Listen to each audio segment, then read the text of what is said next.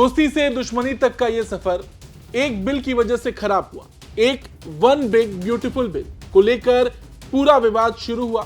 सोचिए, जिस Elon Musk ने ट्रंप को बड़ा पॉलिटिकल सपोर्ट दिया, जिस एलन मस्क ने ट्रंप के पॉलिटिकल कैंपेन में 290 बिलियन डॉलर से ज्यादा खर्च किए, अब उन्हें ही अमेरिका से डिपोर्ट करने की बात अमेरिकी राष्ट्रपति कर रहे हैं। अच्छा, ऐसा नहीं था कि ये दोनों हमेशा से एक दूसरे के विरोधी थे, क्योंकि इनकी दोस्ती इतनी मजबूत थी कि जब ट्रंप ने वापसी की थी तो मस्क को भी एक बड़ी जिम्मेदारी सौंपी थी। ट्रंप ने मस्क को डॉज का प्रमुख भी नियुक्त किया था, लेकिन फिर वन बिग ब्यूटीफुल बिल आया और सब कुछ बिगड़ गया। और इतना बिगड़ गया कि एलन मस्क को अमेरिका से बाहर भेजने तक की बात उठने लगी। और आज विस्तार से हम भी इस पूरे विवाद पर बात करेंगे और आपको बताएंगे कि कब और कैसे ये पूरा मामला विवाद में बदला और सारी बात। नमस्ते, जय हिंद, मैं हूं ऋषि सिंह और आप देख रहे हैं हमारा खास शो विस्तार से।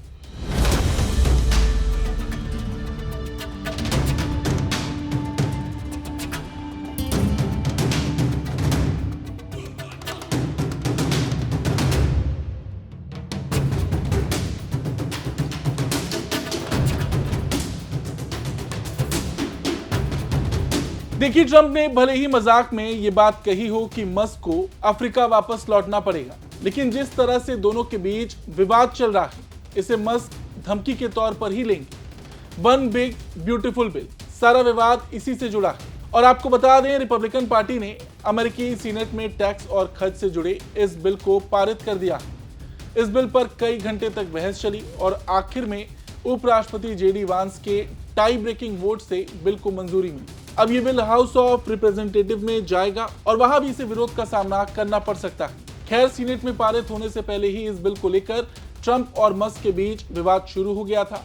और सोचिए, जिस तरह के ट्रंप हैं, उनका बड़बोलापन, उनका तौर तरीका, इतना विरोध होने के बाद भी अभी ट्रंप मस्क के साथ नरमी से पेश आ रहे हैं। शायद ट्रंप भी दोस्ती का कुछ लिहाज रख रहे हैं, लेकिन ट्रंप की बयानबाजी चालू है। ट्रंप रोजाना धमकी जरूर दे रहे हैं कि शायद मस्क डरें और ये जो उनका विरोध है वो इस बिल को लेकर विरोध ना करें।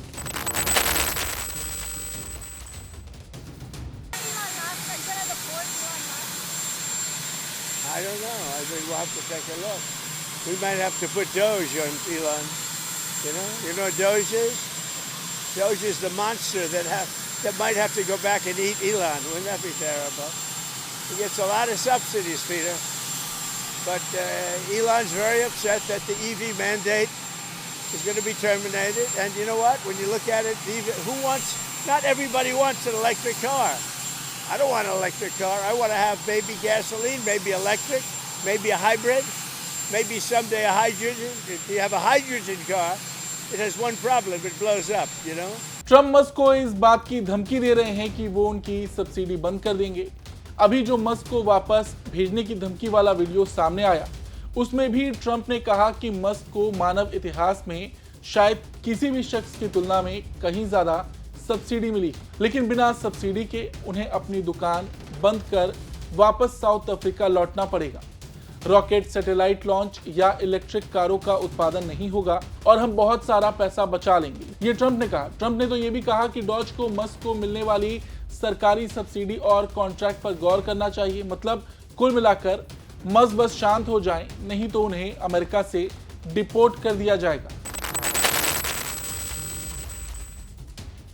अब ट्रंप एलन मस्क को अफ्रीका लौटने की धमकी क्यों दे रहे हैं, ये बात तो आप समझ गए होंगे, लेकिन अफ्रीका ही वापस क्यों भेजना चाहते हैं, क्या कनेक्शन है, ये भी जान लीजिए। दरअसल मस्क का जन्म दक्षिण अफ्रीका के प्रिटोरिया में हुआ था और इसी बुनियाद पर ट्रंप ने उन्हें वापस अपनी जन्मभूमि लौटने की चेतावनी दी। खैर, अफ्रीका कनेक्शन की बात है तो आपको बता दें, मस्क के पिता एरोल मस्क, जो हाल ही में भारत भी आए थे, वो वैसे तो इंजीनियर थे और प्रॉपर्टी डीलर थे, जबकि उनकी मां का जन्म कनाडा में हुआ था। एलन मस्क की मां की पढ़ाई लिखाई दक्षिण अफ्रीका में हुई थी। अफ्रीका के अपार्थाइड के दौर में जन्मे एलन मस्क एक अमीर परिवार से ताल्लुक रखते हैं। उनके बचपन ऐसे दक्षिण अफ्रीका में बीता जहां नस्लवादी व्यवस्था कायम थी, जिसमें श्वेत लोगों को विशेष अधिकार हासिल थी और उनका खुद का परिवार अपार्थाइड व्यवस्था का कट्टर समर्थक था। एलन मस्क ने प्रिटोरिया में अपनी शुरुआती पढ़ाई पूरी की। साल 1990 के आसपास 17 साल की उम्र में मस्क ने अपार्थाइड सिस्टम के तहत चली आ रही दक्षिण अफ्रीका की अनिवार्य सैन्य सेवा से बचने के लिए कनाडा जाने का फैसला किया।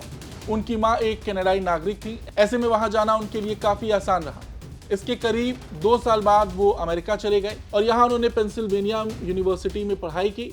साल 2002 में उन्हें अमेरिका की नागरिकता मिल गई। मौजूदा वक्त में उनके पास अमेरिका, कनाडा और दक्षिण अफ्रीका तीनों देशों की नागरिकता है। तो ऐसे में ट्रंप कुछ भी कहें, लेकिन वो जानते हैं कि एलन मस्क जैसे शख्स को किसी भी सूरत में डिपोर्ट नहीं किया जा सकता। वहीं पत्रकारों ने जब मस्क को देश से बाहर निकालने के बारे में पूछा तो ट्रंप ने जवाब दिया, मुझे नहीं पता, हमें इस बारे में विचार करना पड़ेगा। मतलब ट्रंप भी इस बात को लेकर आश्वस्त नहीं है कि जरूरत पड़ी तो वो मस्क को वापस अफ्रीका भेज पाएंगे या नहीं। लेकिन मान लीजिए ट्रंप अगर इस बारे में कोई कदम उठाते हैं तो ये पूरी तरीके से राजनीतिक फैसला माना जाएगा। हालांकि कानूनी पहलू से ऐसा करना बहुत मुश्किल है, क्योंकि अमेरिकी सरकार को ये साबित करना होगा कि मस्क ने अवैध दस्तावेजों या झूठी जानकारी के सहारे नागरिकता हासिल की है। अमेरिका में बिजनेस टाइकून ने पहले ही एक कंपनी को लेकर हुए विवाद पर साफ किया था कि उनके पास अभी लीगल डॉक्यूमेंट्स मौजूद हैं। हालांकि ट्रंप की इन तमाम धमकियों के बाद भी एलन मस्क शांत नहीं है। वो लगातार अपने हिसाब से अपनी बातें खुलकर सामने ला रहे हैं। सोशल मीडिया पर एलन मस्क कितने एक्टिव हैं ये बात आप जानते हैं। वो लगातार अपनी प्रतिक्रिया देते रहते हैं और ये जो विवाद जिस वजह से ये शुरू हुआ उसको लेकर भी लगातार एलन मस्क अपनी बात करते आए हैं। वन बिग ब्यूटीफुल बिल को लेकर पहले दिन से एलन मस्क इसका विरोध कर रहे थे। ट्रंप इसकी तारीफ में लगे थे। और ऐसे में अगर हम इस बिल की बात करें तो आपको बता दें, ये ट्रंप का महत्वाकांक्षी बिल है। One big beautiful bill tax कटौती, सेना का बजट बढ़ाने और अवैध प्रवासियों के बड़े पैमाने पर निर्वासन के लिए खर्च बढ़ाने से जुड़ा है, ऐसा ट्रंप का दावा है। इस खर्च के बढ़ने का असर देश के स्वास्थ्य और शिक्षा जैसे क्षेत्र पर पड़ने की संभावना है। ट्रंप को ऐसा लगता है कि ये बिल आएगा तो इससे अमेरिका को फायदा होगा, अमेरिकी जो नागरिक हैं उनको तमाम तरह की सुविधाएं मिल जाएंगी। लेकिन दूसरी ओर एलन मस्क इसका विरोध कर रहे हैं। एलन मस्क ने इस बिल को घिनौना और शर्मनाक बताया है और कहा है कि इससे देश का कर्ज और ज्यादा बढ़ जाएगा। मस्क ने कांग्रेस के उन सांसदों को भी आड़े हाथों लिया जिन्होंने चुनाव के दौरान सरकारी खर्च कम करने का वादा किया था, लेकिन बाद में ही इस बिल के समर्थन में वोट दिया। उन्होंने कहा ऐसे सभी सांसदों को शर्म से अपना सिर झुका लेना चाहिए। मस्क का मानना है कि ये बिल मिडिल क्लास के लिए विशेष रूप से खतरनाक है, क्योंकि ये सामाजिक सुरक्षा नेटवर्क को कमजोर कर देगा और भविष्य के उद्योगों जैसे इलेक्ट्रिक वाहन और तमाम तरह के जो ऊर्जा प्रोजेक्ट्स हैं उसके लिए नुकसानदेह है। उनकी आलोचना इस बात पर केंद्रित है कि ये बिल अतीत के उद्योगों को प्राथमिकता देता है, जबकि इनोवेशन और तकनीकी तरक्की को नजरअंदाज करता है। मस्क ने तो चेतावनी दी है कि अगर सीनेट में इस बिल को मंजूरी मिलती है तो वो अगले ही दिन एक पार्टी बनाएंगे।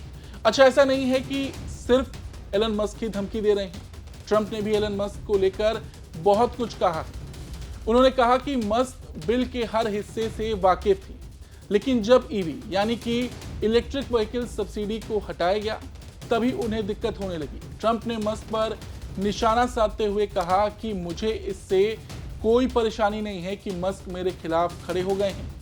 उन्हें ये महीनों पहले कर देना चाहिए था। ये संसद में पेश किया गया अब तक का सबसे बेहतरीन बिल है। इससे सरकार का भारी भरकम खर्चा बचेगा और टैक्स में अब तक की सबसे बड़ी कटौती होगी। अगर ये बिल पारित नहीं होता तो टैक्स में 68% बढ़ोतरी होती। खैर, अब ये बिल हाउस ऑफ रिप्रेजेंटेटिव में जाएगा, देखते हैं वहां क्या होता है। लेकिन जैसा कि मस्क और ट्रंप आमने सामने हैं, तो ये देखना भी काफी दिलचस्प होगा कि आगे दोनों क्या करते हैं। क्या पता ये आज लड़ रहे हों और कल आपस में मिल जाएं, साथ हो जाएं, क्योंकि इनका मिजाज कुछ इसी तरीके का है। फिलहाल आज की इस खबर में इतना ही। आपको ये खबर कैसी लगी कमेंट करके जरूर बताएं।